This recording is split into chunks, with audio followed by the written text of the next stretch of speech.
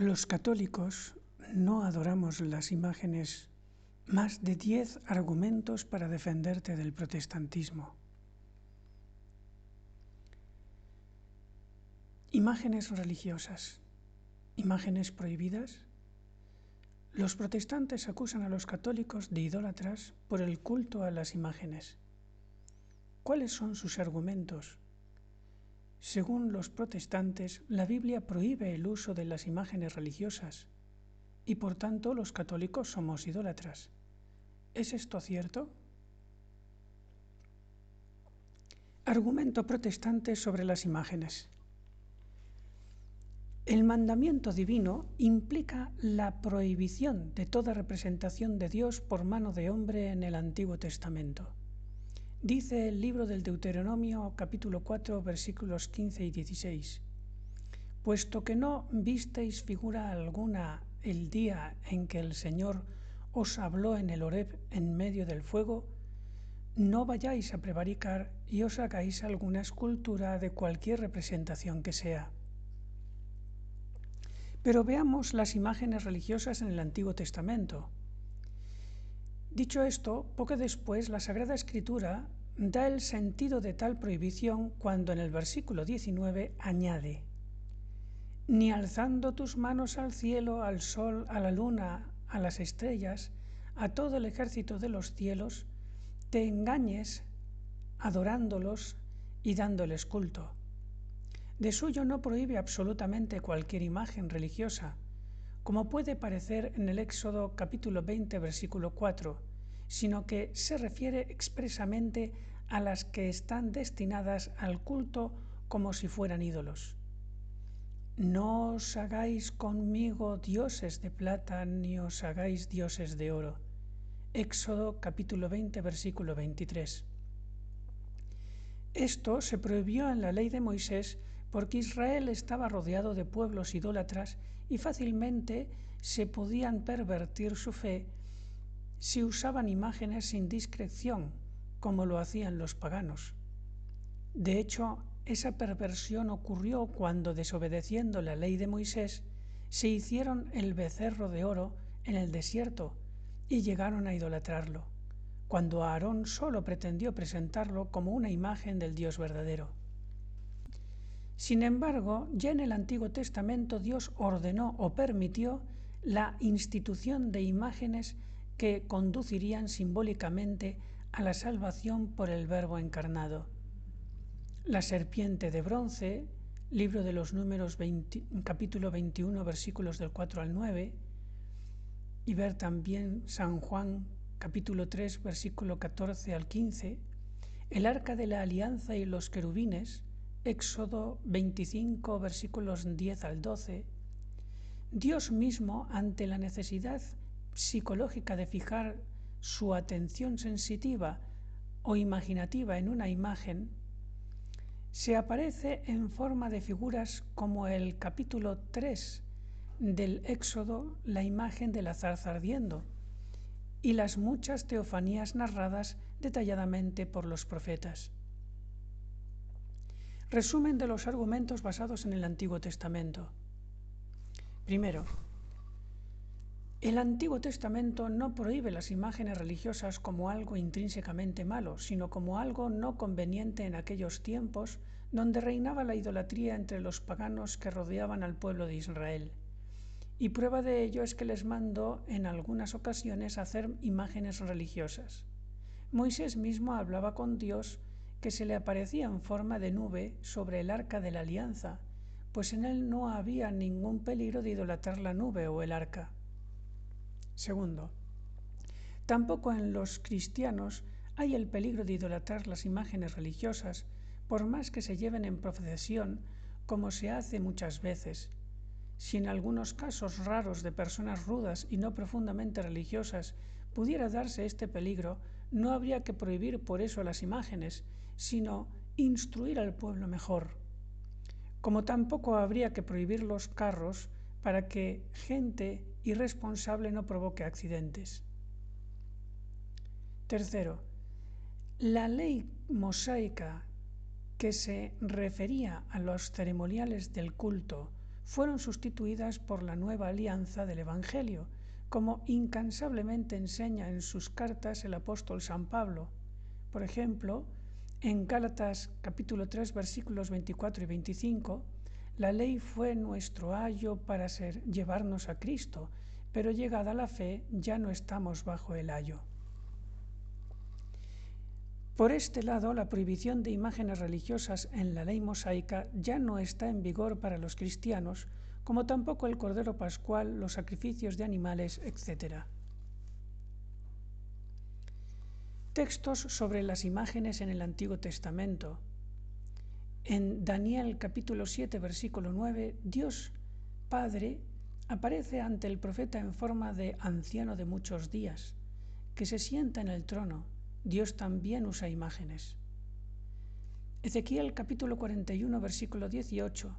En el templo de Jerusalén se ve en visión profética, ve las paredes con muchos relieves de querubines.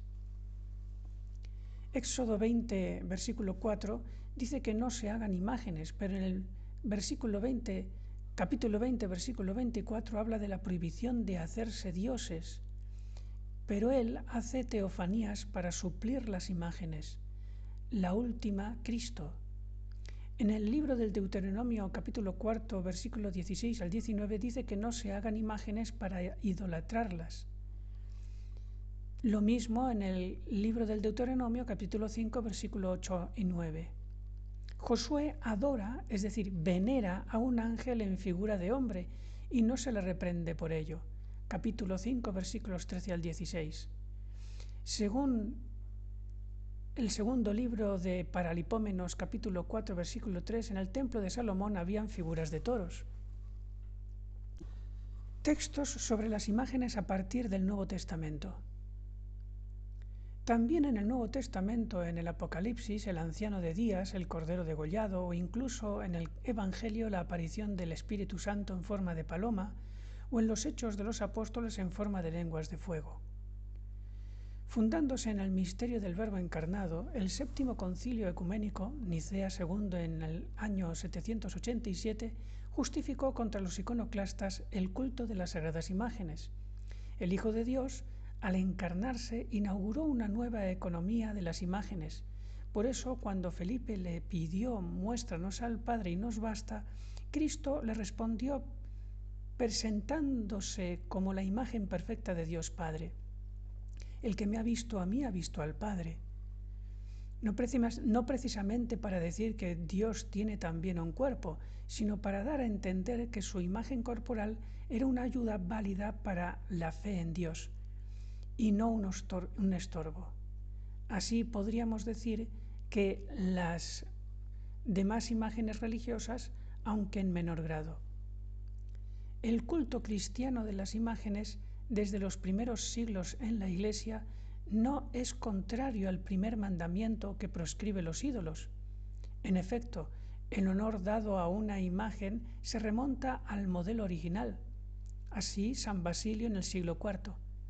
El honor tributado a las imágenes sagradas es una veneración respetuosa, no una adoración, que solo corresponde a Dios. Por eso dice el Catecismo de la Iglesia Católica en el número 2132, el culto de la religión no se dirige a las imágenes en sí mismas como realidades, sino que las mira bajo su aspecto propio de imágenes que nos conducen al Dios encarnado. Así las cosas, en el Nuevo Testamento no hay ni una sola alusión a la prohibición de hacer imágenes religiosas, ni siquiera en el Concilio de Jerusalén, en los Hechos de los Apóstoles, donde se prohíbe la idolatría, pero no las imágenes. Imágenes religiosas y la psicología humana. Humanamente admitimos muchas veces la veneración de imágenes en cuanto respeto por lo que significan, fuera de la religión, como una necesidad psicológica del lenguaje, incluso entre los cristianos que prohíben el uso de imágenes religiosas por ese escrúpulo de idolatrar. Por ejemplo, ¿algún protestante se atrevería a pisotear la bandera de su país? ¿Algún protestante escupiría la fotografía de su madre difunta? ¿Ninguno de ellos conserva algún objeto regalado por algún ser querido? etc. Y en ninguno de estos casos alguien se va a creer que en la bandera estamos realmente todos los ciudadanos de ese país, o que su madre difunta es ese cartón de foto. Lo mismo se ha de entender de las imágenes religiosas.